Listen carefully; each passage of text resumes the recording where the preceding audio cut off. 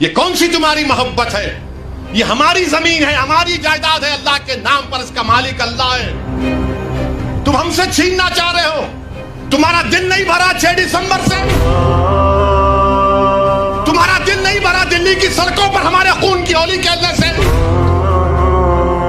تمہارا دل نہیں بھرا ہمارے بچوں کا انکاؤنٹر کرنے سے؟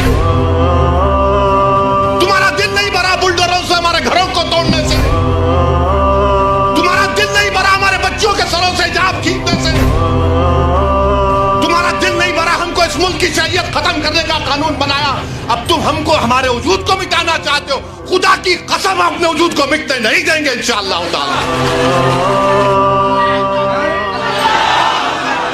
میرے عزیز دوستوں اور بزرگوں، میری آپ سے دبن گزارش ہے کہ مہاراشٹر کے اسمبلی انتخابات آنے والے ہیں۔ میں آپ سے اپیل کر رہا ہوں، جو لوگ وقف کی جائیدادوں کو برباد کرنے آ رہے ہیں، آپ اور ہم مل کر ان کو انشاءاللہ برباد کر دیں گے سیاسی طور پر۔ میری آپ سے اپیل ہے کہ میں یقیناً کہہ رہا ہوں کہ اس مہاراشٹر کی ویدھان سبھا میں آپ کو امتیاز جلیل کو اور مجلس کے نمائندوں کو بھیجانا ضروری ہے، تمہاری آواز ہو۔ اگر تمہاری آواز نہیں ہوگی تو کون آواز اٹھائے گا؟ تم نہیں دیکھتے پارلیمنٹ میں کیا ہو رہا ہے؟ تم نہیں دیکھ رہے پارلیمنٹ میں کون پکار رہا ہے دیوانوں کی طرح؟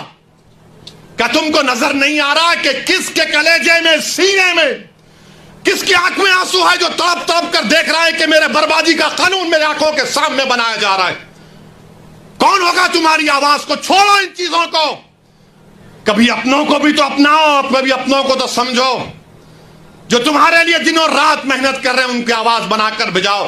یقیناً ہرانا ہے انشاءاللہ تعالی، ان لوگوں کو ہرائیں گے انشاءاللہ تعالی، مگر ہرانے کا مطلب یہی نہیں ہے کہ تم اپنی آواز کا گلا گھونٹ دو۔ تم اپنی آواز کا گلا گھونٹ کر کیسے دوسروں کے سر پر تاج رکھ سکتے ہو؟ مجھے بتاؤ، یہ تو نہیں ہو سکتا میرے بھائی۔ تو میری آپ سے گزارش ہے کہ اس بات پر بھی آپ غور کریے، ہم لڑ رہے ہیں اور لڑتے رہیں گے انشاءاللہ تعالی۔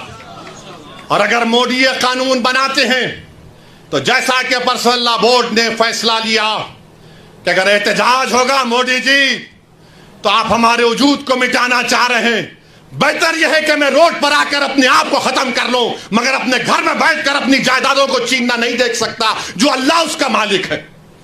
میں گھر میں بیٹھ کر نہیں دیکھ سکتا کہ جس کا مالک اللہ ہے اس کو جائیداد کو چھین لیا جائے۔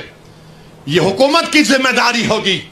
آپ کو اگر قانون بنانا ہے تو روزگار دو، قانون بنانا ہے تو مہیلاؤں کو بچاؤ۔ ارے کیسا ہمارا ملک ہو چکا ہے کہ اجین میں بیچ سڑک پر، فٹ پاتھ پر ایک ظالم شیطان ایک خاتون کی عصمت ریزی کر رہا۔ یہ کیسا ہمارا دیش ہو گیا ہے؟ یہ گاندھی کا ملک، یہ آزاد کا ملک، امبیڈکر کا ملک، کہ وہ اس کا ویڈیو نکال رہا ہے عصمت ریزی کا۔ یہ کیسا ہمارا وطن ہو گیا ہے جب ہم نے انگریزوں سے کھندے سے کھندا ملا کر جلیانوالہ باغ میں اپنی جانوں کو دے دیا، ہم نے کالا پانی کی سزائیں ہمارے ہندو بھائیوں کے ساتھ کی۔ آج ایک اشرف منیہار کو ٹرین کے ڈبے میں پیٹا جاتا ہے تو کوئی اف نہیں بولنے تیار، بچانا تو چھوڑو کوئی اف بولنے کے لیے تیار نہیں ہے۔ یاد رکھو، جب آپ اپنی لڑائی نہیں لڑیں گے کوئی تمہاری لڑائی نہیں لڑے گا۔ تمہاری لڑائی تم کو لڑنا پڑے گا۔ تم 70 سال سے سوچ سوچ کر دھوکہ کھا چکے ہو کہ کوئی اور ہماری لڑائی لڑے گا۔ نہیں میرے بھائی، تاریخ میں اگر نام لکھا جانا ہے تو یہ وقت ہے اپنی لڑائی لڑنے کا، یہی وقت ہے اپنے ووٹ سے اپنے نمائندوں کو اورنگ آباد سے بھجانے کا۔ تو میری آپ تمام سے گزارش ہے کہ آپ پرسنل لا بورڈ نے جو آپ کے سامنے بات کہی ہے، آپ جوائنٹ ورکنگ کمیٹی کو اپنے اعتراضات، اپنا پروٹیسٹ ای میل اور پوسٹ کے ذریعے بھیجائیے۔ 15 سپٹمبر آخری تاریخ ہے، اور اللہ سے کثرت سے دعا کریے کہ پروردگار تو ہم کو زندہ رکھ کر یہ نظارے مت دکھا کہ ہماری زمینیں جس کا تو مالک ہم سے چھین لی جائے۔ اللہ سے ہم گر گڑا کر سربسود ہوئے، سے گر گڑا کر بھیک مانگیں، اتحاد پیدا کریے۔